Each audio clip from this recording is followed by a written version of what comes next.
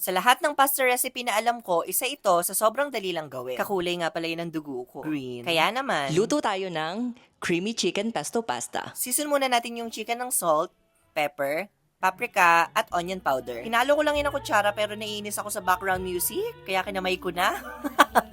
Next, gisa na tayo ng white onion and garlic. Pag nagisa na, sunod na natin yung chicken. Gisahin lang natin yan hanggang sa maluto lang yung chicken ng mga 5 to 8 minutes. Next, yung mushroom. Then, yung all-purpose cream. Halu-haluin nyo lang, then lagay na natin yung pesto sauce. Or any pesto sauce brand na prefer nyo. Then, sunod nyo na yung pasta, and haluin nyo lang hanggang sa makot yung sauce ng pasta. Ano daw?